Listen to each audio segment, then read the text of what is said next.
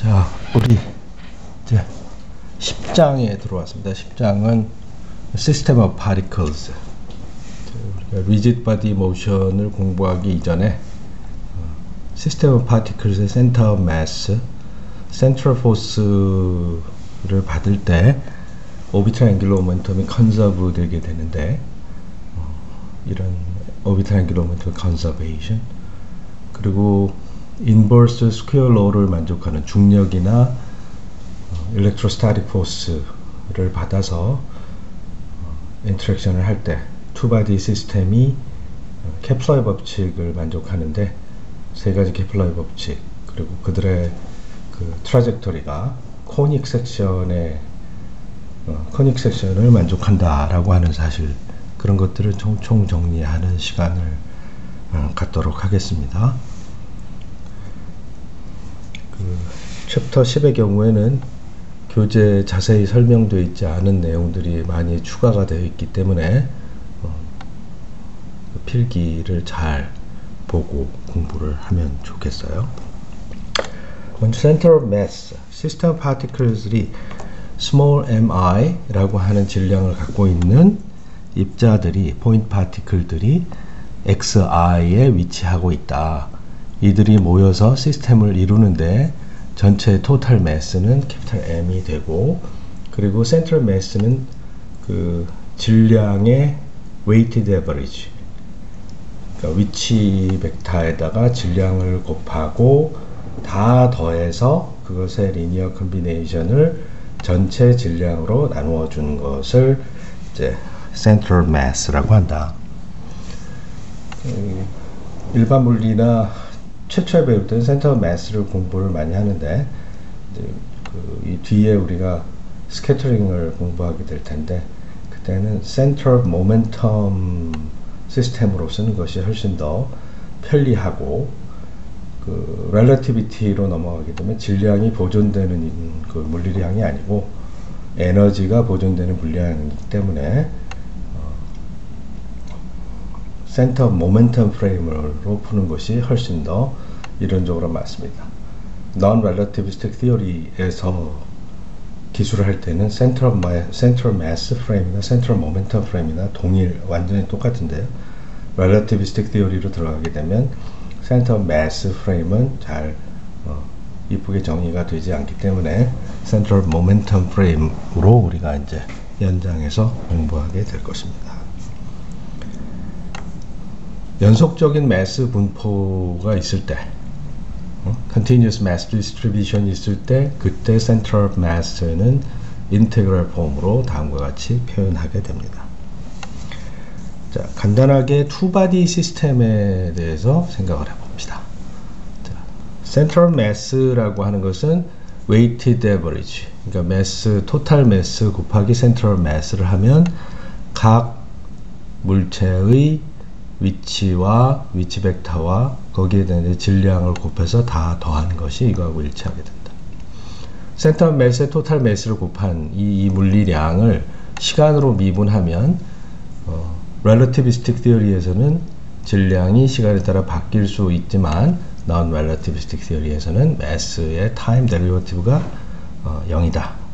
그렇게 되었을 경우에는 다음과 같이 나타낼 수 있다. 이 말은 이 토탈 매스의 센트럴 매스 벨러시티를 곱한다는 것은 이게 컨주게이트 모멘텀, 토탈 리니어 모멘텀, 그러니까 각각의 리니어 모멘텀을 더하면 토탈 리니어 모멘텀이 된다라는 말하고 동일한 말이 되겠습니다.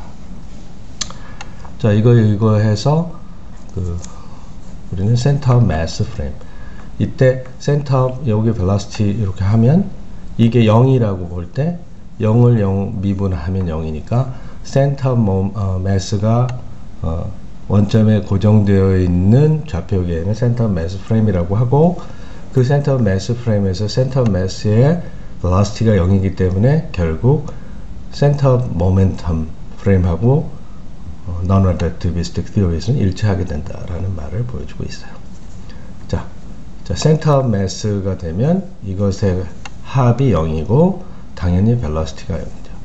센터 매스에서 두 개의 모멘텀의 합이 0이니까 그 말은 두 개의 모멘텀이 크기가 같고 방향이 반대가 된다라는 말하고 일치하게 됩니다.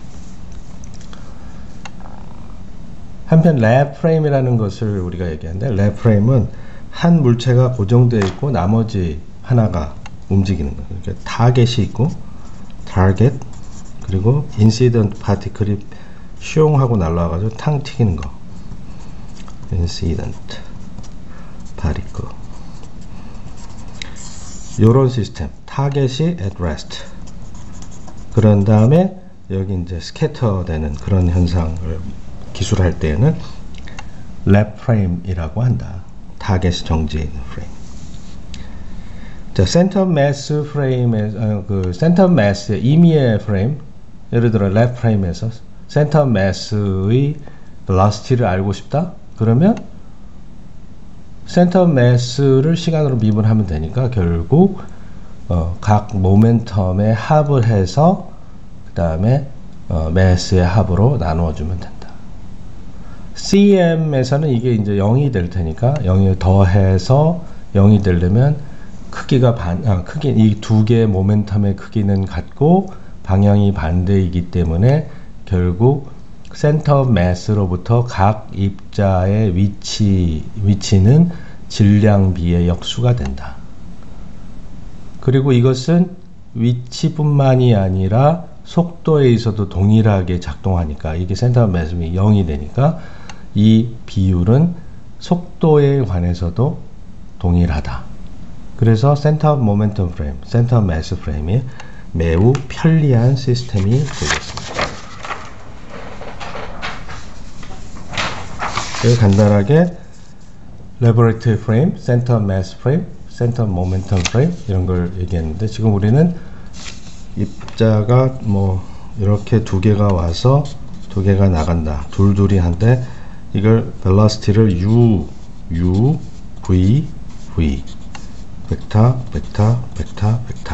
particle 1, 2, particle 1, 2 이런 식으로 쓰고, 여기다 M1, U1, M2, U2, M1, V1, M2, V2 해서 이것을 P1, P2가 와서 Q1, Q2로 스캐터링 된다라고 해서 이런 이름을 붙이려고 하고, 프라임을 쓰는데 프라임은 CM 프레임, unprime 이것은 랩 프레임. 이렇게 해서 이 컨벤션을 써서 우리 이 챕터에서는 공부를 하기로 하겠습니다.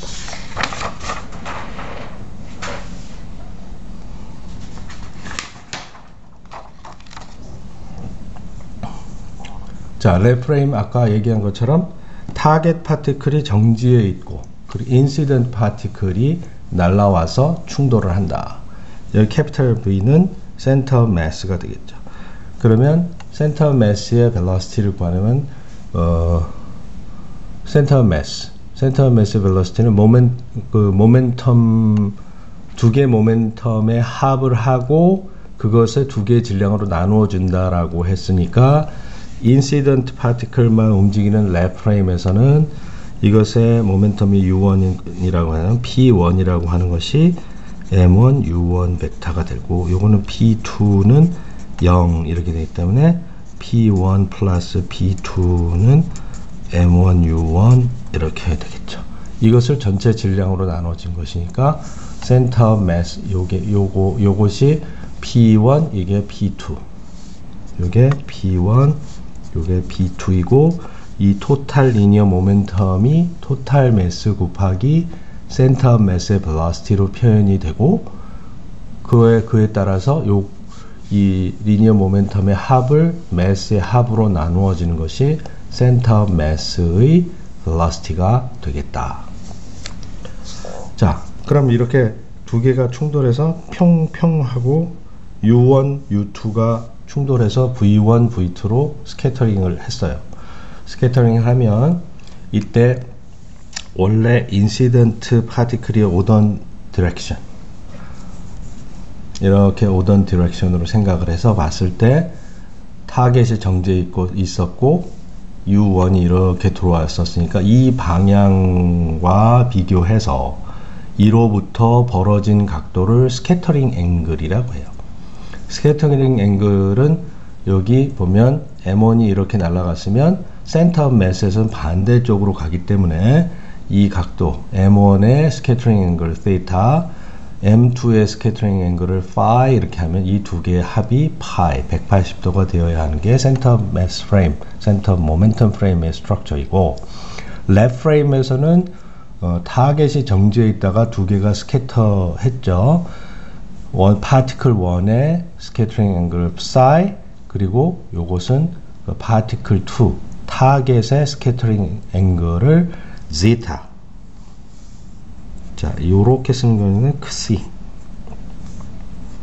요렇게 쓰는 건 zeta 라고 읽어요. zeta. 자, 요게 요 파티클 2의 스캐터링 앵글은 zeta가 된다. 아무튼 이때 센터 매스가 이렇게 쭉 랩 프레임에서 움직이고, CM 프레임에서는 센터 매스가 고정되어 있고, 그래서 이제 충돌 직후에 쫙 랩에서 보면 이렇게 벌어지는데, 만약 이 센터 매스를 따라서 같이 움직이는 좌표계에 원점이 있다라고 할 때에는 그냥 이 두 개의 입자가 양쪽에서 이렇게 와서 이렇게 와서 이렇게 스캐터링 하는 것으로 보이게 되겠죠.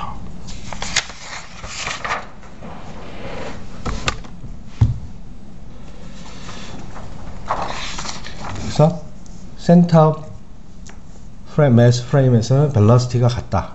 벨러시티가 다르다. 하지만 모멘텀을 보면 아주 간단해. 모멘텀의 크기가, 길이가 같고 반대 방향이 돼.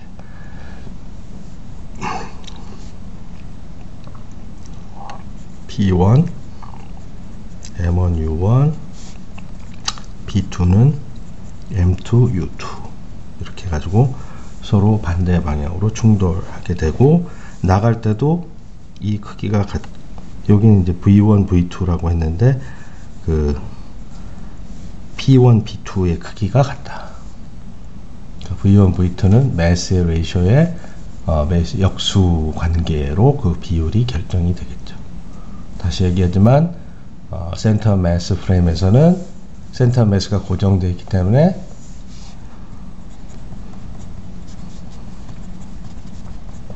센터 매스가 고정되어 있기 때문에 이거의 데리버티브를 취하면 0이 되고, 따라서 모멘텀의 합이 0이 되어야 된다. 센터 오브 매스 프레임, 센터 모멘텀 프레임에서는. 그리고 그래서 그것은 이제 속도로 CM 프레임의 속도는 프라임을 다 붙이기로 했으니까 U1 프라임, U2 프라임 이렇게 해서 더하면 0이다. 뿐만 아니라 그 뉴턴스 third law of motion에 따르면 두 개의 파티클이 인터랙션 할 때 그게 일라스틱이건 인일라스틱이건 상관이 없이 두 개의 모멘텀의 합은 항상 같아야 되죠. 그렇죠? 액션 리액션 프린시플에 의해서 토탈 리니어 모멘텀 컨저베이션이 항상 이루어지게 되어 있어요. 에너지를 잃는 인일라스틱 스캐터링이라고 하더라도 토탈 리니어 모멘텀은 컨저브 돼야 돼. 언제나 둘 다 0이기 때문에 이거에 의하면 U1, U2의 레이쇼와 V1, V2의 레이쇼는 항상 매스 레이쇼의 역수가 되게 되고, 일라스틱 스캐터링의 경우에는 그 에너지가 보존되어야 하기 때문에 이니셜 스피드와 파이널 스피드가, 그러니까 벨러시티의 크기가 항상 각각의 파티클에 대해서 같다라고 하는 거예요.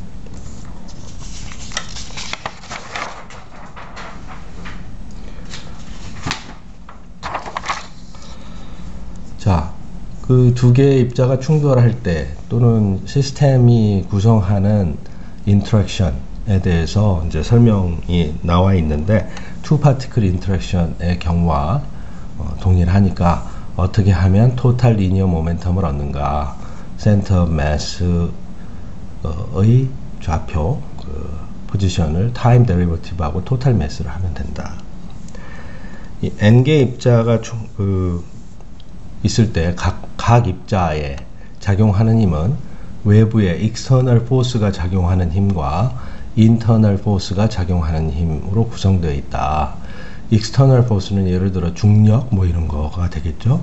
internal force는 그 시스템을 구성하는 입자들끼리의 서로 나누는 힘이 되는데, 그러면 그 한 개의 입자에 작용하는 힘은 나머지 i가 아닌 모든 j가 i에게 작용하는 힘을 다 집어넣어주면 된다라고 하는 거예요.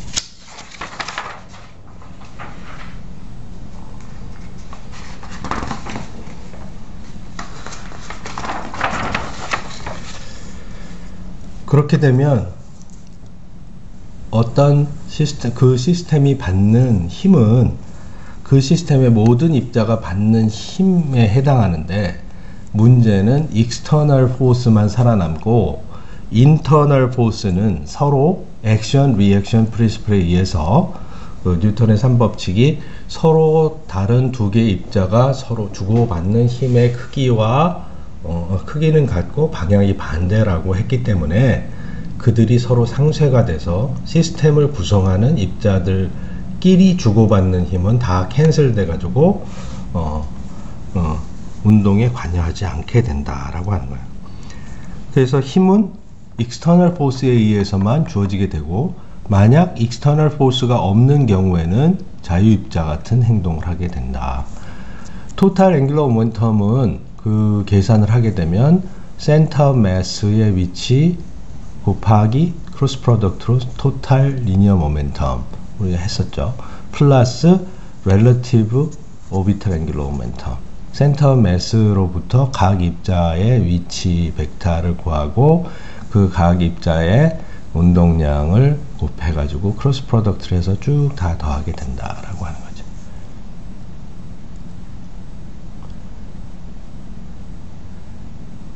그래서 토크는 리니어 오비탈 앵귤러 모멘텀의 타임 데리버티브가 된다라고 했으니까, 오비탈 앵귤러 모멘텀의 타임 데리버티브를 하면 토크가 되고, 여기에도 이제 그 XCM 크로스 FCM이 되겠죠. 모든 입자가 한 점에 모여서 힘을 받는 그런 형태. 그리고 여기에서도 XI 크로스 FI가 되겠죠. 그렇죠?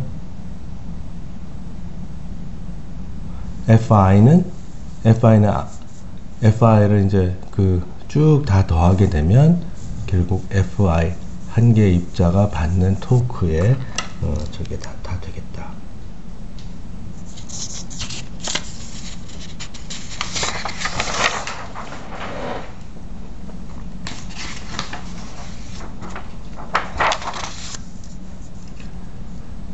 키네틱 에너지를 구하겠는데요.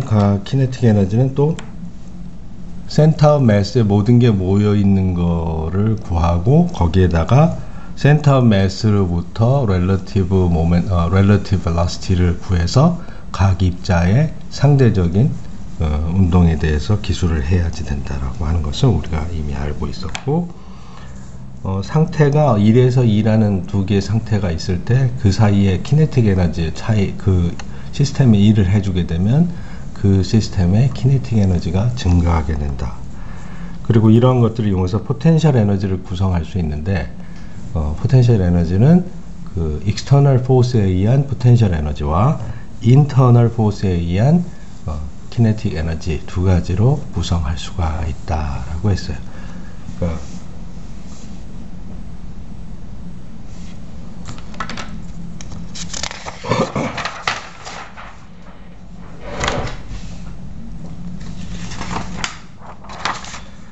그러면 이제 좀 더 구체적으로 들어가서 충돌의 문제를 풀어보기로 하겠습니다. 이제 앞으로 지금 특별한 랩 프레임하고 CM 프레임 두 가지만 하고, 랩 프레임에서는 unprimed 시스템, 그리고 CM 프레임에서 프라임을 붙인다라고 했는데, CM 프레임 그 캐피탈 CM이라는 거 되게 크니까 글자를 많이 써야 돼서 그 CM 프레임을 기술할 때 굳이 캐피탈 V 뭐 이런 걸 썼을 때 VCM이라고 쓰지 않고 그냥 캐피탈 V만 쓰기로 하겠습니다.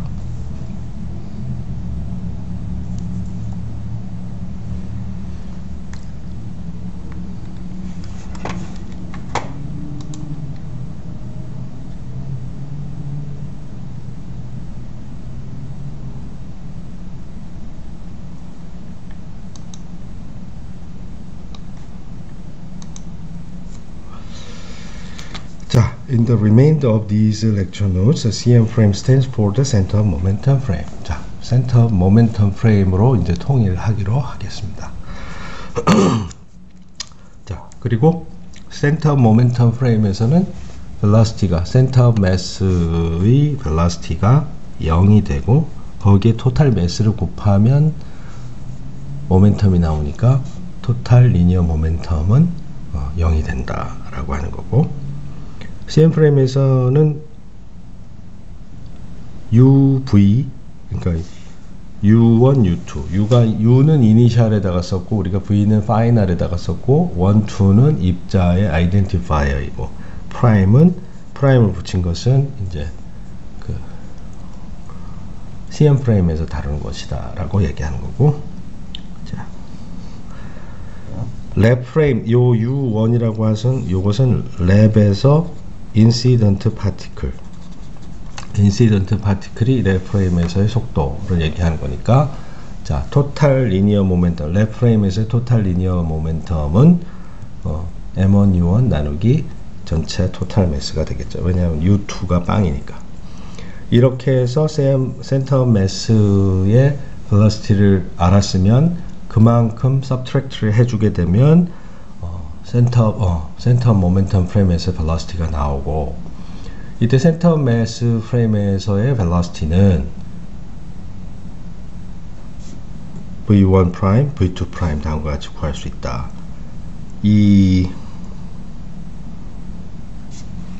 여기를 한번 볼까요? 센터 모멘텀 프레임, in general 임의의 좌표기 랩 프레임에서 뭐 해도 되고, 요거 이제 랩 프레임은 요게 0이라는 것 뿐이 없고, 이거 두 개의 모멘텀의 합이 토탈 리니어 모멘텀이 되는데, 그게 파이널 스테이트 토탈 리니어 모멘텀하고 항상 같아야 된다. 좋아요. CM 프레임에서는 이 V, 캐피탈 V가 0이다. 자, 그리고 CM 프레임에서는 캐피탈 V가 0이니까 프라임을 다 붙여놓으면 이런 식으로 쓰여줄 수가 있다 하는 거예요.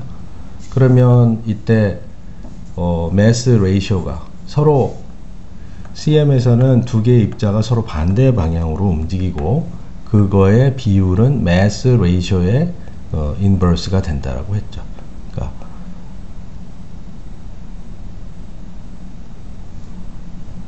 M1U1하고 M2U2, 그러니까 M1U1, M2U2의 프라임 밸류가 같고 M1V1, M2V2의 프라임 밸류가 크기가 같고 반대 방향이니까. 일라스틱 컬리전인 경우를 생각해 보면 키네틱 에너지를 봅시다. 키네틱 에너지는 EM 분지 P 제곱들의 합이 되겠죠. P는 이니셜, Q는 파이널 모멘텀, 프라임은 CM 프레임에서의 경우라고 했어요. 자, P1, P2의 프라임의 합은 0, Q1, Q2의 프라임 합이 0이기 때문에 각각의 제곱은 다 같겠죠.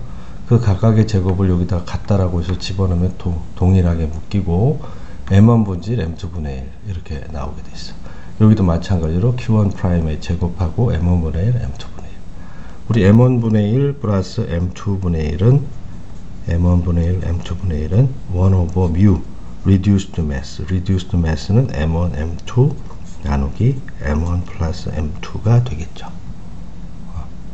자, 그로 인해서 그걸 집어넣어주면, 그래서 P1 프라임, Q1 프라임, P2 프라임, Q2 프라임의 크기는 다 같게 된다. 여기 보면 여기 개수가 날아가니까 P1 프라임의 Q1 프라임, 그러니까 모멘텀이 이니셜 모멘텀과 파이널 모멘텀의 크기가 다 같게 된다. 센터 오브 매스 프레임에서는 그렇게 되는 거겠죠.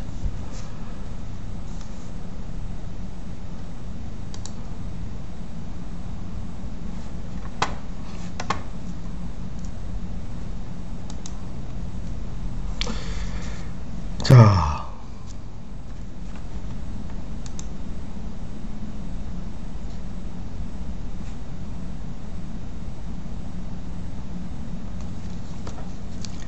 그러면 이제 모멘텀이 같으니까 벨로시티 비율도 다 같다. 그러면 일라스틱 컬리전이 되면 들어와서 이렇게 두 개가 충돌해 가지고 나가게 되는데, 원을 동심원을 그리게 되면 일라스틱 스캐터링에선 모멘텀이 4개의 모멘텀이 다 같아야 되기 때문에 그리고 그 U들끼리와 U1, U1 프라임, U2 프라임이 서로 반대 방향, V1 프라임, V2 프라임이 서로 반대 방향이고 모멘텀이 다 같기 때문에 매스가 같은 거, 동일한 입자는 벨러시티의 크기가 동일하다. 요거는 이렇게 해서 결국 11하고 22하고 벨러시티 요 길이 같고 이 길이 이렇게 같아야 된다라고 하는 것이에요. 요게 요 안으로 들어가야 되겠죠. 이건 아니고.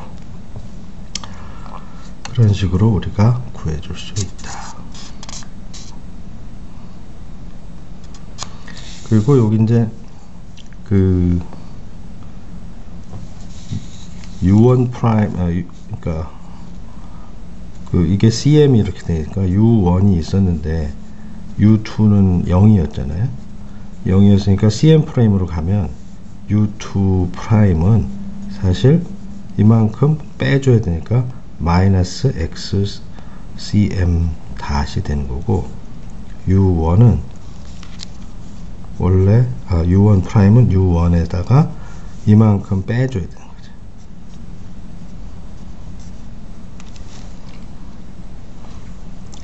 빼줘야 되니까 얘는 마이너스 M1 U1 벡터 M1 플러스 M2, 그리고 얘는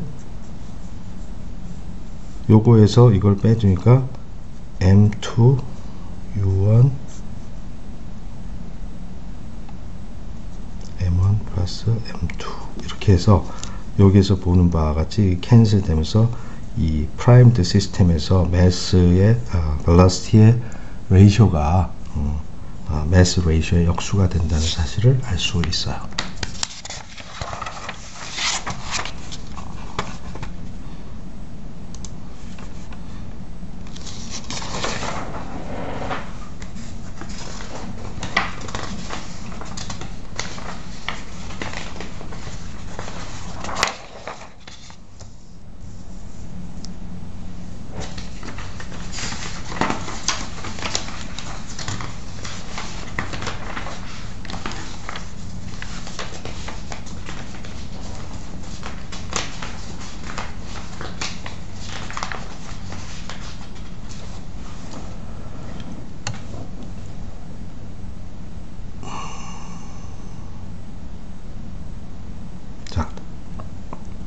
그러면 그 x.cm이라고 하는 것이 어떻게 되느냐, 이렇게 된다. 자, 센터 매스의 벨러시티는 아까 얘기한 것처럼 랩 프레임에서의 모멘텀을 기준으로 할 때 랩에서는 인시던트 파티클이 U1의 벨러시티로 매스 M1으로 충돌했다라고 했으니까 요것을 갖다가 쓰고, 그리고 인시던트 파티클 벨러시티 U1, 타겟 파티클 벨러시티는 0 이렇게 해서 썼어요. 자, 이게 충돌해서 V1, V2로 가는데 일라스틱 컬리전이 되게 되면 얘가 어떻게 돼? 크기는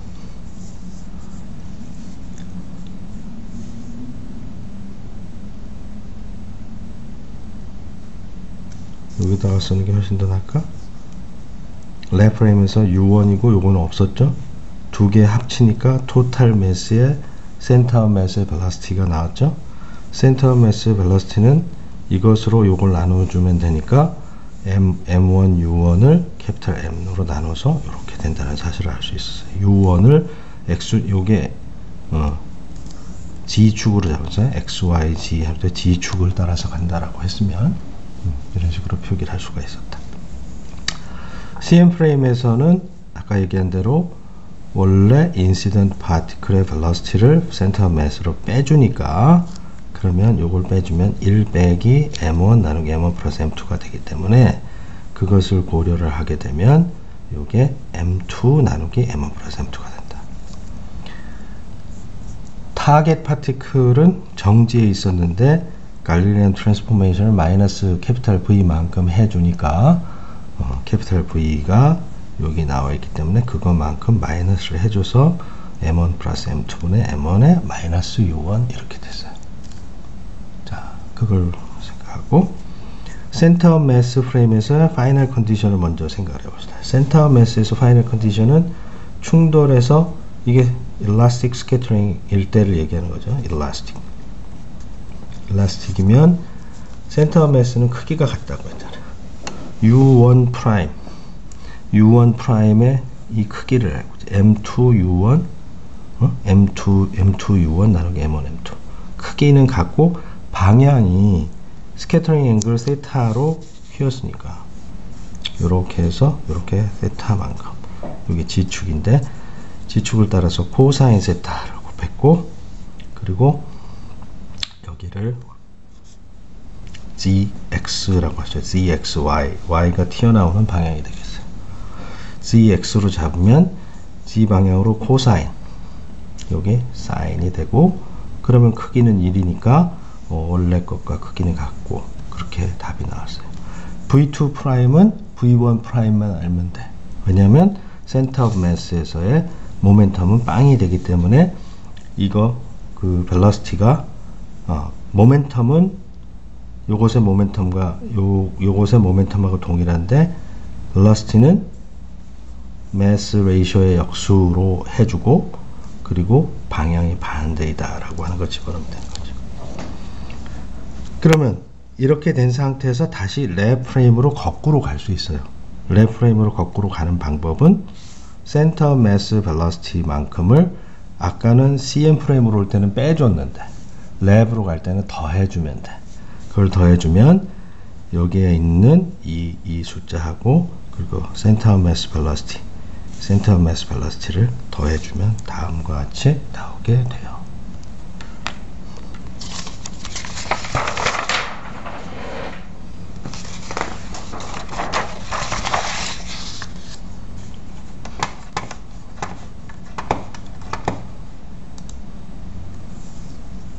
자, 이제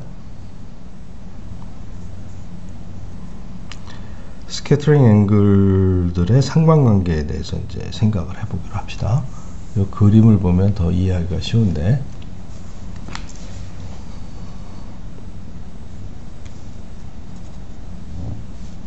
여기에 랩 프레임에서는 타겟이고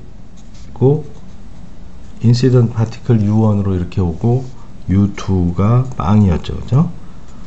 그런데 이제 충돌해서 이렇게 두 개가 벌어져서 날아가. 그러면 센터 오브 매스를 따라서 가서 센터 오브 매스에서 보면 두 개가 이렇게 왔다가 이렇게 가는 것으로 보이게 되겠죠. 자, 그 상태에서 이걸 들여다보면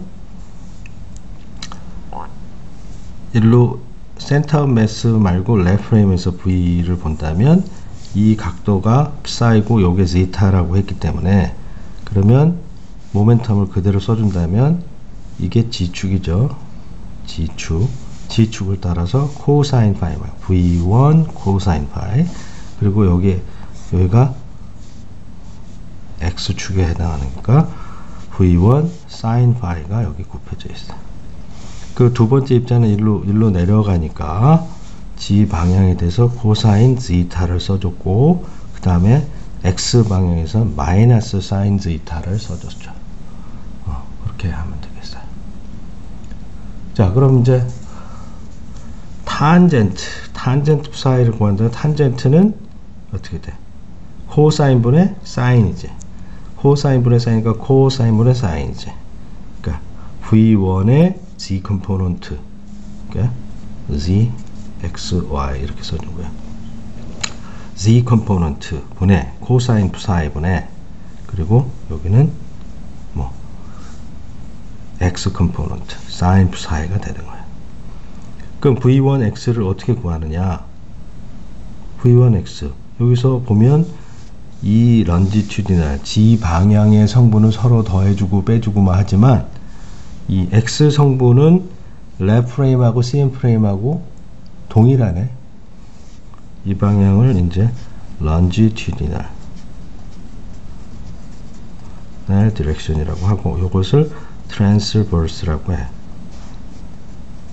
transverse direction이라고 하는데 transverse direction의 velocity나 momentum 이런 것들은 컨저브 된다라고 할 수 있어요. 그러면 트랜스버스 방향은 그대로니까 트랜스버스 y 방향 이거 그대로니까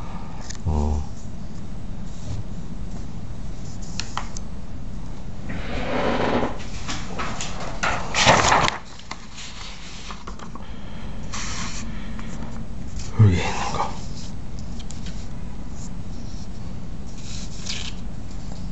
일어나죠?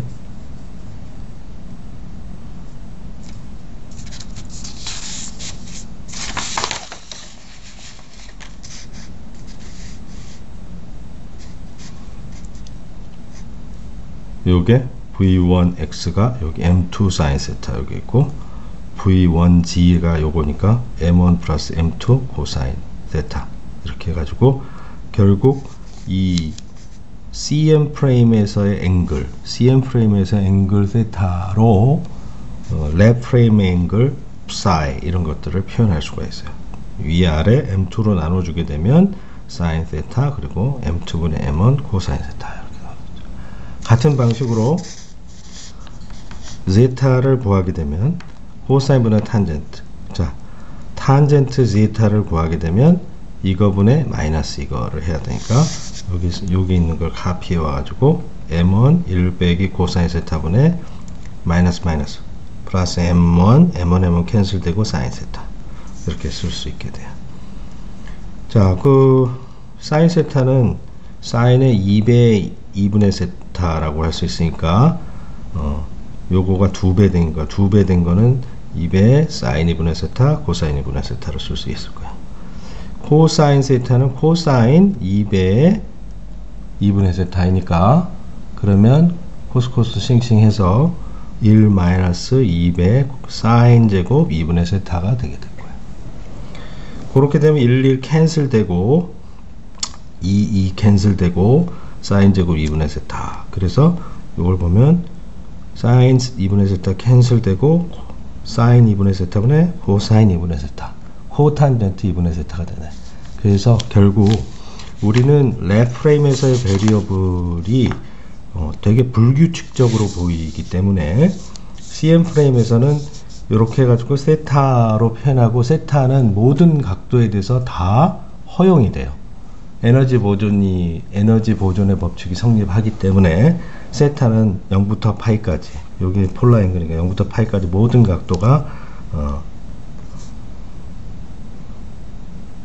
0부터 파이까지, 2파이까지 안 보내도 돼. 그 축을, X축을 항상 그 플레인에서 이 방향의 첫 번째 파티클이 일사분면에 있도록, GX 플레인의 일사분면에 있도록만 찾으면 이 투바디 컬리전의 프로블럼은 항상 플레인에서만 존재하기 때문에 2차원 문제로 바뀌기 때문에 그렇게 해놓고 잡게 되면 이 폴라 앵글 데이터가 매우 단순해서 CM 프레임에서 모든 각도를 허용하게 하고, 이렇게 문제를 푼 다음에 랩 프레임으로 가져오게 되면 랩 프레임에 복잡하게 생긴 변수들은 CM 프레임의 앵글로 다 변환해서 쓰게 되면 우리가 훨씬 더 간단하게 문제를 풀 수가 있다.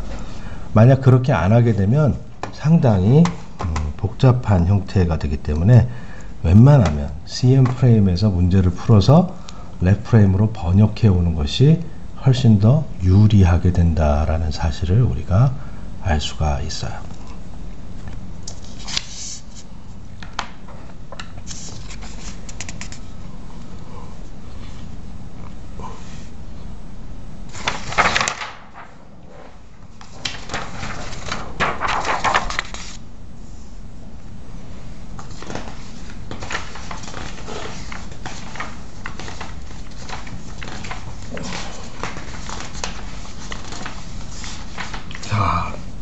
그런 걸 기준으로 해서 우리가 문제들을 여러 가지 풀 수가 있는데, 우리가 그 에너지를 한번 구해볼까요?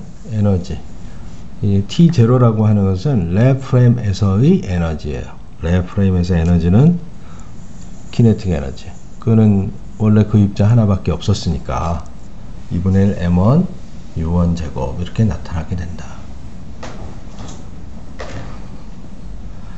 그렇게 한 다음에 이제 그 CM 프레임으로 가져가게 되면 다음과 같이 나타나게 되는데, 우리가 어떻게 요걸 보면 되겠죠. 랩 프레임에서는 P1, P2가 이렇게 M1, U1 빵이었다. 그래서 키네틱 에너지는 EM 분지 P제곱분에 이렇게 쓸 수 있다. 센터 매스 프레임, 센터 모멘텀 프레임에서는 EM 분지 P1 프라임, EM 분지 EM2 분지 P2 프라임의 제곱 이렇게 할 수 있다. 근데 요게 두 개가 같다라고 했죠. 같은데 그 값이 reduced mass 곱하기 여기 incident velocity 이거에 해당한다는 걸 우리가 증명을 했어요. 그걸 이용하게 되면 여기에 이제 m1 플러스 m1분의 1, m2분의 1 이렇게 나오고 mu u1의 제곱인데 요거 mu 분의 1이니까 2분의 1 mu u 제곱 이렇게 나타나게 돼. 이 u1이라고 하는 것은 사실 랩에서 u1이었지만 u2가 빵이기 때문에 u1 빼기 u2에 해당하는 거예요. relative velocity. 이 relative velocity는 프라임을 하면 어떻게 돼? u1 프라임 하면 u1 프라임 빼기 u2 프라임을 하게 되면 이게 u1 빼기 center mass velocity, u2 빼기 center mass velocity가 될 때 캔슬이 돼. 캔슬이 돼서 u1 빼기 u2, 이게 non-relativistic theory에서만 해당하는 건데, 이 relative velocity가 그 저기 뭐예요? 그 갈릴리안 트랜스포메이션에 대해서 인베리언트 하게 되기 때문에 그 요 u1이라고 하는 것은 단순히 랩 프레임에서의 인시던트 velocity라고만 생각하지 말고 임의의 프레임에, 심지어 CM 프레임에서의 두 개의 colliding particle의 relative velocity라고 하면 훨씬 더 좋아요. 자, 그렇게 된 상태에서 2분의 1 M1 U1의 제곱이라는 게 랩 프레임에서의 토탈 키네틱 에너지가 됐죠. 랩 프레임에서의 토탈 키네틱 에너지를 집어넣어서 계산을 해주면 어떻게 돼? 요걸 집어넣으면 M1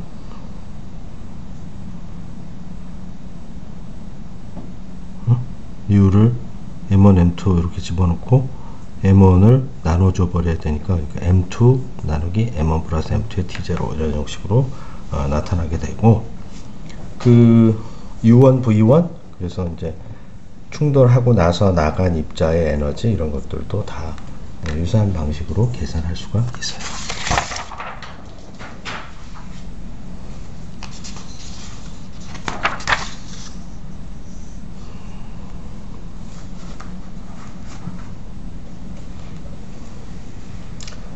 자, 그러면 여기에 이 노트에 잘 계산이 되어 있으니까 내 생각에는 이쪽 방향의 계산에 대해서는 내가 이걸 보여주고, 나머지 시간에는 relativistic collision에 대해서, 그리고 relativistic collision 뿐만이 아니라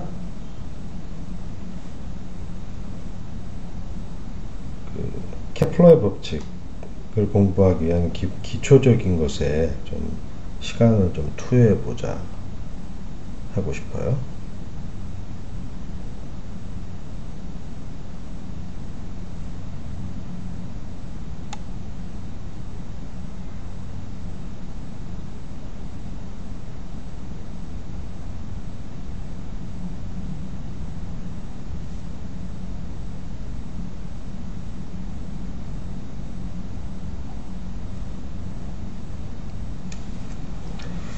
자,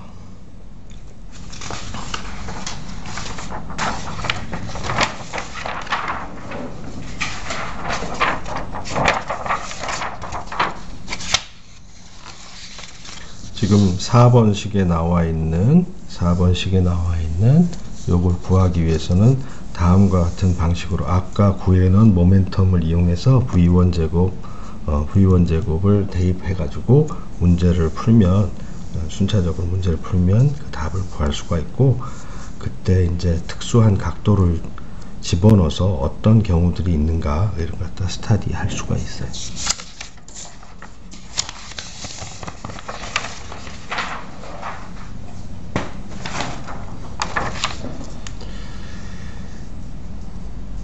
자, 그 다음에는 이제 모멘텀의 크기에 대해서 계산하는 부분이 있는데, 여기서도 이제 우리가 모멘텀, 벨로시티, 키네틱 에너지 이런 것들을 레프레임에서 이렇게 표기하고 이렇게 표기하고 모멘텀 컨서베이션을 쓰게 되면 Q2가 두 번째 입자가 스캐터링 한 이후에 모멘텀이 있는데, 모멘텀 컨서베이션을 레프레임에서 P2가 빵이니까 이 조건을 쓸 수가 있다.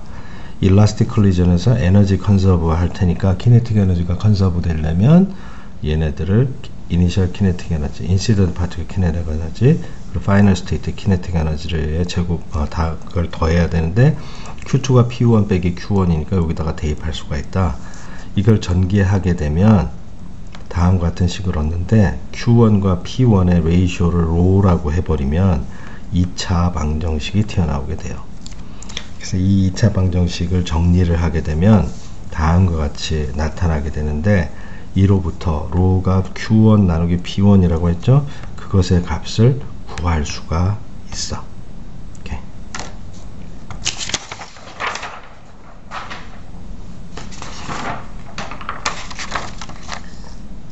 그걸 구하고 나온 다음, 그렇게 구하고 나면 물이 좀 묻었네요. 그래서 Q1과 P1의 매스, 그 모멘텀 레이쇼를 이렇게 구할 수가 있고, 그리고 키네틱 에너지 같은 경우에 키네틱 에너지는 그것이 이니셜하고 파이널 리코일 에너지니까 그 1번 입자의 경우 그 EM 분지 P제곱 분의 2EM 분지 Q제곱 이런 식으로 레이쇼를 쓰는데 매스가 캔슬 되니까 지금 얻은 그 비율을 제곱을 해서 얻으면 된다 라고 하는 거예요. 그리고 이제 두 번째 입자 충돌하고 타겟 입자가 마지막 상태에서 얻는 에너지에 대해서 그 이니셜 값으로, 이니셜 그 키네틱 에너지로 그 비율을 얻는 방법은 동일한 방법으로 에너지 컨서베이션을 써서 풀게 돼요. 그렇게 했을 때는 아까는 요거 Q2를 P1 빼기 Q1으로 바꿨는데, 이번에는 Q1을 P1 빼기 Q2로 바꿔가지고 동일한 계산을 하게 되면 다음과 같이 얻게 됩니다. 그것이 여기에 답이 나와 있으니까 이것을 노트를 정지시켜 놓고 보고 따라서 계산해 주기 바랍니다.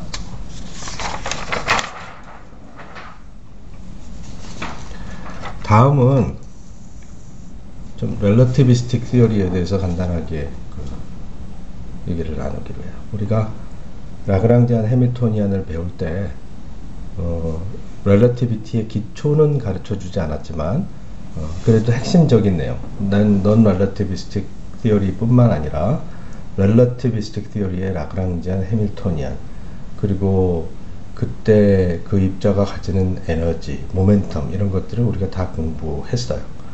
그래서 그 수리역학을 배우게 되면 그때 본격적으로 렐러티비티를 배우게 되겠지만, 이 역학에서 이미 그런 프레임워크를 다져놓으면 훨씬 더 좋기 때문에 자, 여기야.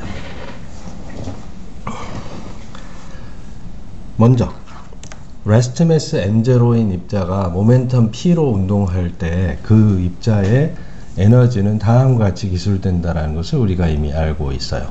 그래서 스퀘어 루트 M0C 스퀘어의 제곱 플러스 PC의 제곱. 자, M0C 제곱이 에너지 스케일이고 P는 모멘텀, P에다가 속도를 하나 더 곱해야지 에너지 스케일이 되는 겁니다. 자, 그렇게 해서 relative energy of particle을 구할 수가 있는데, 이때 이제 그 mass shell condition이라고 하는데,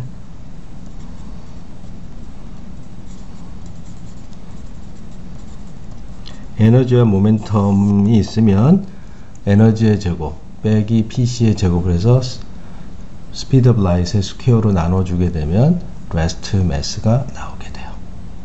자, 그러면 그것을 이용해서 우리가 다음과 같은 4벡터라고 하는 4벡터 x 뮤라고 해서 ctx 이것을 4벡터라고 하는데, 이 시간과 공간에 대해서, 이 시간은 길이의 단위가 아니기 때문에 시간에다가 speed of light을 곱하면 길이의 단위가 돼서 이 4개의 성분, 3차원 공간과 시간 좌표가 4개의 좌표를 이루는 4벡터가 되게 돼요. 그 4벡터의 특징은 첫 번째 원소의 제곱 그리고 공간의 성분의 제곱을 빼면 constant예요. 이럴 때는 이제 C 타우라고 해서 타우가 proper time의 제곱이 되게 되는데, 이런 조건을 만족하고, 여기서도 마찬가지로 C분의 2의 제곱 빼기 P의 제곱 이렇게 하면 이것은 M0C의 제곱 이렇게 변환이 그 로렌츠 트랜스포메이션이라고 하는데, 임의의 좌표계로 변환을 하더라도 바뀌지 않게 돼요. 자, 그렇게 해서 두 개의 입자가 relativistic한 운동을 해서 충돌을 해서 그 두 개가 하나로 merge를 해서 한 개의 입자로 바뀌는 과정에 대해서 얘기를 하려고 해요. 질량이 이제 보존이 되는 게 아니라 에너지가 보존이 되고 모멘텀이 보존이 되는 그런 현상을 얘기하는 거예요. 자, 이때는 이 캐피탈 P 뮤가 P1 뮤 플러스 P2 뮤 이렇게 해가지고 4벡터가 컨서브 하게 되는데, 그 각각의 성분이 2분지 C분의 2 그리고 P 이렇게 되어 있어요. 그래서 에너지의 합이 보존되고 모멘텀의 합에 보존되는 것이 그 가장 핵심적인 에너지 모멘텀 컨서베이션이 되겠어요. 그 에너지 모멘텀 컨서베이션이 되는 이유는 이 모멘텀이 4벡터이기 때문이에요. 그리고 그 4벡터의 모멘텀은 보존이 되는 물리량이다. 그러면 이때 이거를 4벡터로 쓴다라고 하면 사실 여기는 C분의 2원, C분의 2 이렇게 C분의 2 이렇게 써주면 되겠죠.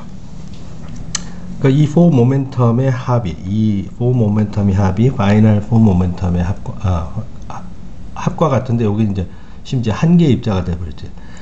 non-relativistic에서는 두 개가 탁 달라붙어 가지고 이닐라스틱 충돌을 하는 경우에 해당하는 거죠. 자, 그러면 첫 번째 입자의 에너지는 각각의 레스트 매스가 M1, M2라고 했을 때 이 공식에다가 위에 있는 이 공식 M0 대신에 이 입자의 레스트 매스는 M1, 이 입자의 레스트 매스는 M2, 요거의 모멘텀은 P1, P2, 요거는 레스트 매스가 캐피털 M, 그리고 정지해버렸다. 두 개 팡 충돌해서 센터 모멘텀 프레임에서 정지해버렸을 경우를 지금 생각하니까, 그렇게 되어버렸을 때 다음과 같이 본다. 그럼 에너지가 컨서브 돼야 된다. 그리고 모멘텀이 컨서브 돼야 되는데, 모멘텀 센터 모멘텀 프레임에서 잡으니까 캐피탈 P 파이널 스테이트 파티클이 정지해 있다. 이게 0이라고 하면 이 두 개의 모멘텀의 합은 0이 돼야 되겠죠. 그러니까 크기는 같고 방향이 반대인 꼴이 되겠지. 자, 그렇게 해서 방정식을 풀게 되면 에너지는 마지막으로 만들어낸 입자 에너지는 건데, 모멘텀이 0이니까 mc 제곱이 되겠어요. 그래서 이 에너지 컨서베이션, 요게 에너지 컨서베이션인데, mc 제곱은 두 개의 입자의 에너지를 인시던트, 두 개의 충돌하는 입자의 에너지를 더하면 되는데, 이때 두 개의 모멘텀의 크기가 같고 방향이 반대이기 때문에 다 P1 벡터의 제곱을 집어넣어줬어요. 그렇죠? 요 조건을 이용해서. 자, 이 식이 되게 복잡해 보이니까 다음과 같이 치환을 합시다. 요거 C로 다 나눠주고, 그럼 MC가 되고, 여기 P에 붙은 C 없어졌고, 여기는 MC 제곱에 C가 하나씩만 남아있죠. 자, 그리고 X, Y, 알파, G, 알파 이렇게 변화를 해놓고 쓰면 이렇게 식이 상대적으로 간단해요. 우리가 저기 무슨 엘립스 타원 궤도 그런 거 구할 때 우리가 잘 쓰는 거죠. 이런 거 있으면 하나 옮겨서 제곱해 가지고 스퀘어 루트 없애고 그 다음에 나머지 다 옮기고 루트 하나 남기고 또 제곱해 가지고 그 짓을 하면 돼요.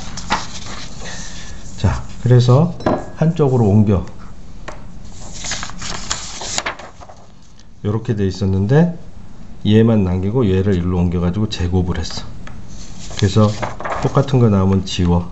그러고 루트가 하나 남았어. 그리고 얘 x제곱 일로 보내. 그렇게 하니까 다음과 같이 나왔죠. 요걸 보낸 다음에 요걸 제곱해. 그럼 루트 없어지지. 자, 그렇게 하는 거 우리는 뭐를 풀어야 되냐면 알파를 풀려고요. 알파는 한쪽에만 있으니까 요거 4x제곱 y제곱 오른쪽으로 보내. 그러면 이렇게 돼 있는데 이거 제곱 빼기 제곱이니까 인수분해가 되죠. 요걸 2xy 더하고 2xy 빼고 이렇게 해서 집어넣으면 요것도 인수분해가 돼. 이건 x 플러스 y의 괄호의 제곱이야. 요것도 인수분해 x 마이너스 y의 괄호의 제곱. 제곱이니까 또 이거 다 인수분해 돼. x y g x 플러스 y 마이너스 g x 마이너스 y 마이너스 g x y 이렇게 되니까 요게 이제 다 더한 거 그리고 두 개 더하고 하나 뺀 거의 형태로 요것만 마이너스 뽑아내면 두 개 더하고 하나 뺀 거가 나와요. 자, 그러면 이게 트라이앵글 펑션이라고 해요. 우리 헤론스 시어럼 삼각형의 면적을 각 변의 길이로 표현하는 헤론의 공식이 있는데 그 헤론스 시어럼을 이용할 때 쓰는 딱 그거야. 두 변의 합이 항상 나머지 한 변보다 크다. 그러니까 요거 마이너스만 빼버리면 이게 0보다 크다라고 하는 것이 삼각형일 조건이에요. 그죠? 그래서 이걸 트라이앵글 펑션이라고 얘기해요. 그걸 이용하게 되면 요 식이 이런 식으로 이제 전개에 다시 거꾸로 쭉 하면 요걸 람다의 x제곱 y제곱 g제곱이라고 하는데 그것을 전개를 다 하면 x 4제곱 빼기 2배의 x제곱 y제곱 2배의 y제곱 g제곱 2배의 g제곱 x제곱 이렇게 나와요. 트라이앵글 펑션 또는 켈렌 펑션이라고 부른다.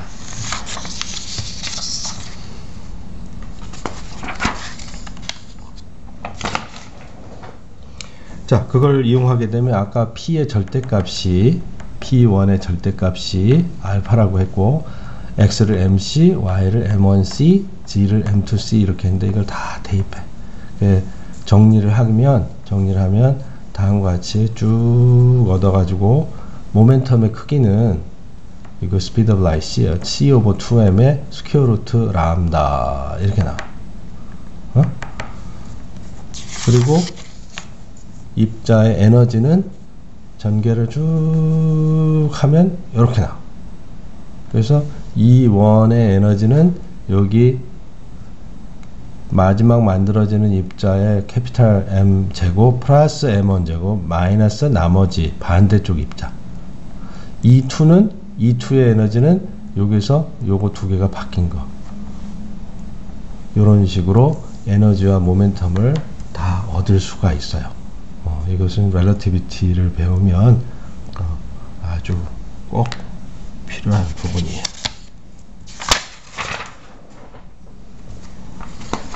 다음은 이제 센트럴 포스 프로블럼을 이제 고려하려고 해요. 우리가 투바디 인터랙션이 센트럴 포스로 일어나서 그 센트럴 포스에 의해서 어떤 스캐터링을 이룬다. 스캐터링이 아니더라도 어떤 바운드 스테이트를 이룬다. 이런 것들을 공부하려고 하는데, 그러면 그 인버스 스퀘어 로를 만족하는 센트럴 포스에 의해서 작용되는 투바디 시스템은 우리가 케플러의 법칙으로 알 수 있듯이 재밌는 현상, 코닉 섹션을 만족해요. 그 오빗이 코닉 섹션. 코닉 섹션이란 콘, 원뿔을 옆으로 머리를 톡 잘라. 그러면 원이 되고, 약간 기울여서 잘라. 그러면 타원이 되고, 좀 더 기울여서 잘라가지고 원뿔의 그 옆면의 그 기울기에 정확히 맞춰서 잘라. 그러면 파라볼라가 되고, 포물선. 그리고 그거보다 더 가파르게 잘라. 그럼 수직으로 잘릴 수도 있지만 그 기울어진 그 각도보다 좀 더 가파르게 자르면 하이퍼볼라, 쌍곡선이라는 것이 만들어지게 돼요. 그러면 그것을 우리가 고려를 해서 그런 문제가 그렇게 풀린다는 사실을 이번 시간하고 마지막 시간에 우리가 공부해서 알아야지 돼요. 자, 그러면 센트럴 포스 모션은 우리가 오비탈 앵귤러 모멘텀이 보존이 된다라고 했어요.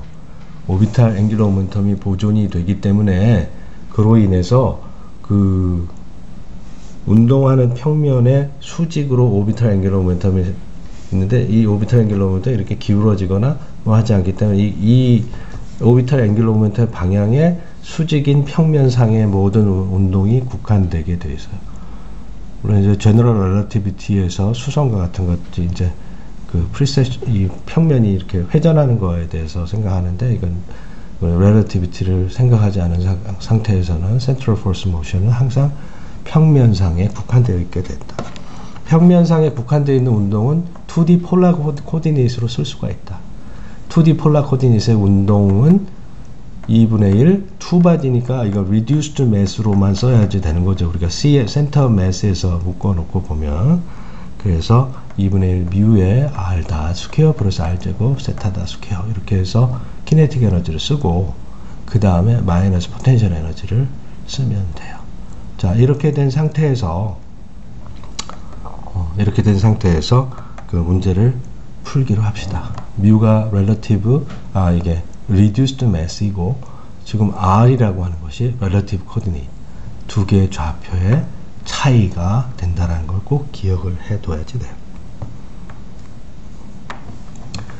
자, 이때 오비탈 앵귤러 모멘텀은 그 라그랑지안을 세타 닷으로 편미분해서 얻는 것이 그 컨주게이트 모멘텀인 오비탈 앵귤러 모멘텀이 되는 거가 되겠죠.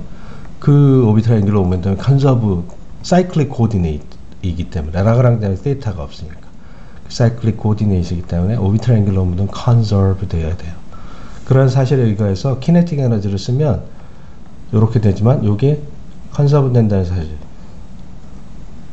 오비탈 앵귤러 모멘텀을 P 세타라고 했는데 L이라고 해서 이것을 L이라고 해서 그걸 대치해서 집어넣어주게 되면 키네틱 에너지, 그러니까 레이디얼 방향의 키네틱 에너지 플러스 오비탈 앵귤러 모멘텀에 의한 키네틱 에너지로 합으로 나타나게 되는데 결국 이것이 그 저 역할을 하게 된다.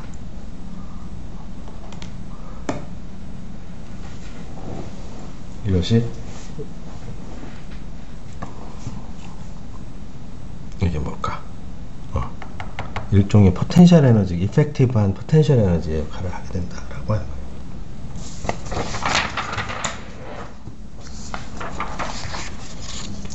자,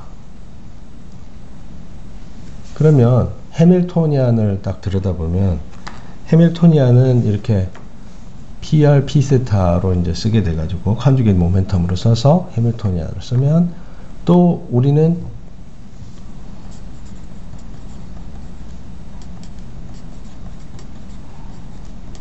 이런 거 그걸 다 배웠잖아.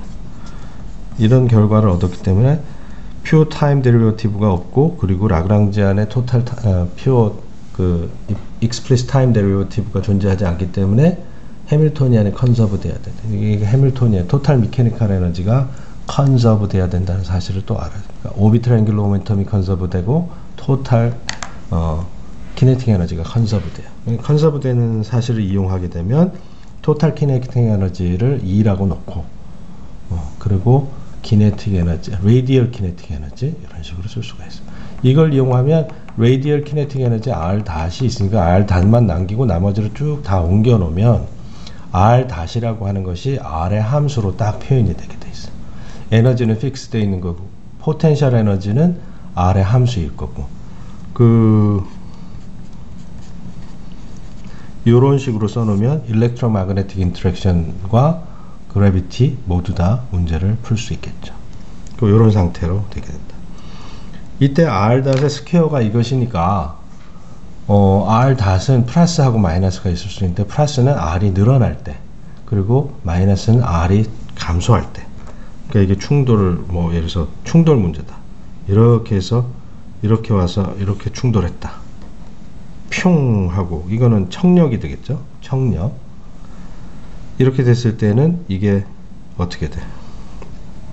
K가 네거티브가 되면서 K가 네거티브이고 여기에서 이렇게 오는 사이는 거리가 가까워지고 이렇게 거리가 멀어지고 R은 무조건 센터 오브 매스가 아니라 매우 중요해요. 매우 중요한 거예요. 렐러티브 코디네이트라고 하는 건 양자역학의 하이드로젠 아톰 문제를 풀 때도 그렇고 R은 무조건 이 두 개의 렐러티브 코디네이트 R에 R은 정의되어 있기를 x1 벡터에서 x2 벡터의 그의 절대값으로 캐노니컬 그 코디네이트이 그렇게 해서 우리가 결정이 됐었죠.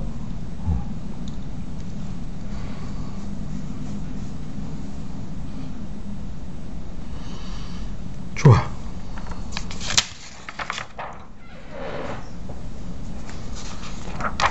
그렇게 하면 R-라고 하는 거 알았으니까 R dr 오버 dt니까 R이 레디어스가 렐러티브 코디네이트이 변화되는 거하고 시간하고 원투원 코레스폰던스가 있어서 그걸로 시간을 계산할 수가 있어. 그래서 시간이 얼마나 흐르는가를 요걸 나눠주게 되면 레디어스가 얼마나 바뀌는가를 이용해서 이 웨이팅 펑션을 곱하게 되면 이게 포텐셜에 의해 포텐셜 에너지 전체 토탈 미케니컬 에너지 그리고 오비탈 앵귤러 모멘텀의 상관관계에 의해서 이 레디어스가 늘고 줄고 하는 그 정도가 그 레이시 시간에 따라 바뀌는 정도가 결정되게 된다. 자, 그러면 이걸 여기다 한 번 더 써. 어떻게? 우리는 오비탈 앵귤러 모멘텀이 컨서브 된다. L이 컨서브 되기 때문에 그걸 이용하게 되면 시간하고 세타하고 상관관계를 쓸 수가 있어요. 그죠? 그러니까 요건 뭐야? d 세타는 L 뮤 R 스퀘어 dt 이런 식으로 될 수 있죠.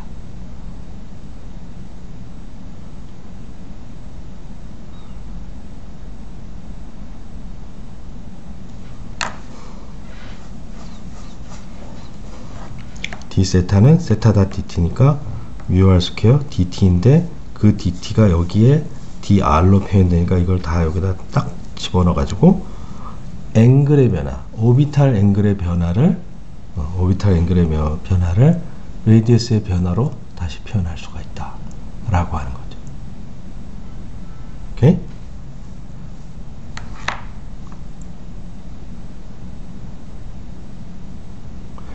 자, 그렇게 되면 앵글이 다음과 같은 관계식을 얻어지게 된다.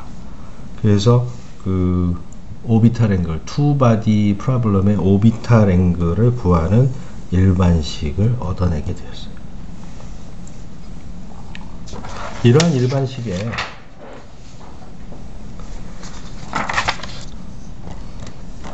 자, 우리가 얻어낸 거에서 이제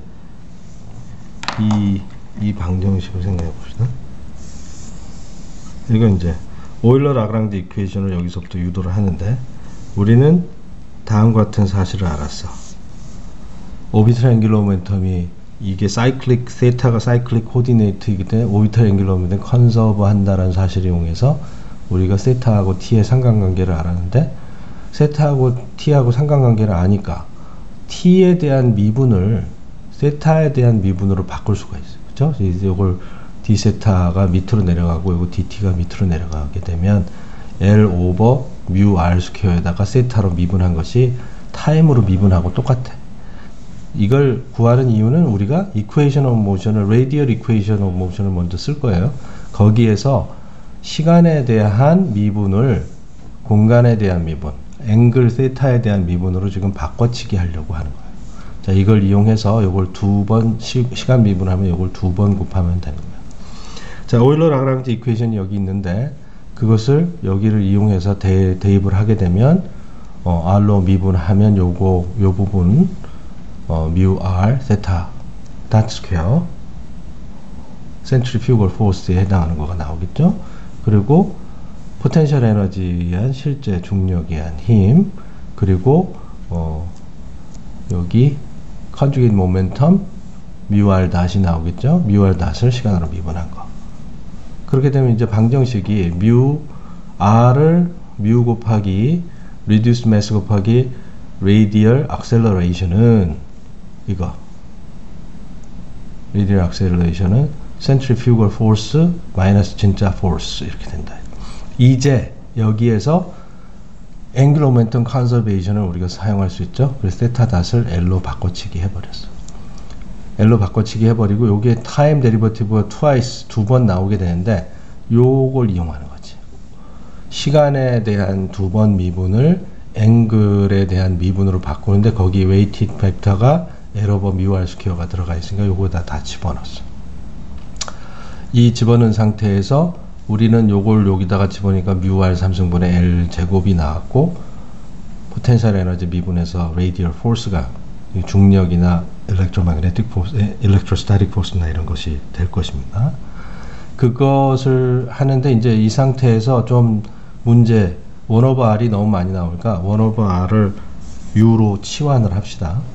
1/r을 u로 치환하면 u를 미분하면 마이너스 r제곱분의 dr 그리고 r로 미분한 건 그래서 마이너스 u제곱 du 이렇게 될 거야. 그걸 여기다 적절히 대입을 해서 요 r제곱분의 dr이니까 r제곱분의 dr가 마이너스 du 마이너스 t가 나왔죠. 이렇게 집어넣고 그러니까 여기 싹 얘가 없어졌네. 요거 r제곱 dr에서 요걸 미분하면 피곤해졌었는데 요게 싹 u의 미분으로 흡수가 돼버렸으니까 L 오버 뮤로 바뀌었고 마이너스 사인만 나왔고 요거 L 오버 뮤 있고 R 제곱분의 1은 U 스퀘어로 바뀌었고 그렇죠? 자, 그 상태에서 여기다가 요거는 L 스퀘어 뮤 U 세제곱 그리고 R의 미분이니까 R의 미분은 마이너스 U 제곱 그래서 이게 플러스 U 제곱 U로 포텐셜 에너지 미분한 거로 바뀐다. 정리를 하니까 여기에 이제 뮤 캔슬이 되고 L 제곱 뮤가 남네. L 제곱 뮤를 날려보내 저쪽으로. 그럼 L 제곱 뮤를 캔슬 시키면 요건 캔슬이 돼 버리고 U 제곱도 캔슬 시키고 그래서 U가 하나 남고 U 제곱 캔슬하면서 얘도 없어져 버렸고 여기 L 제곱 뮤가 1로 달라붙어서 식이 바뀌었다. 그걸 활용하면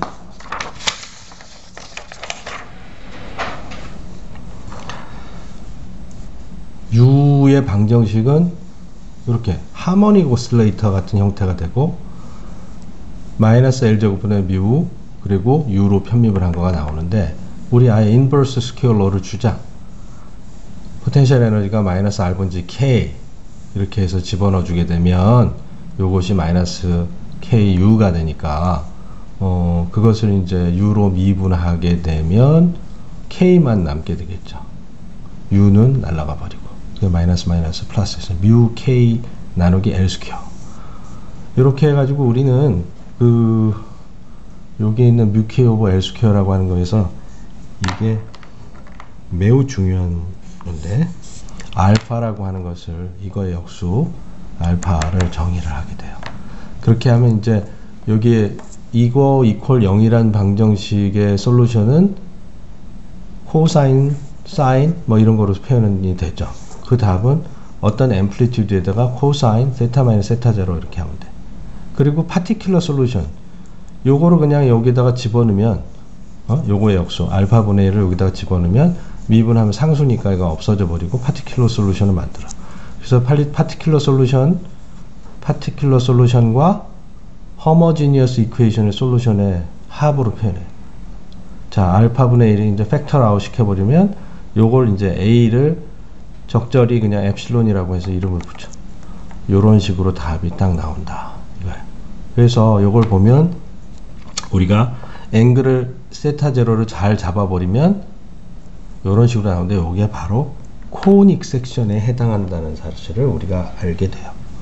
코닉 섹션.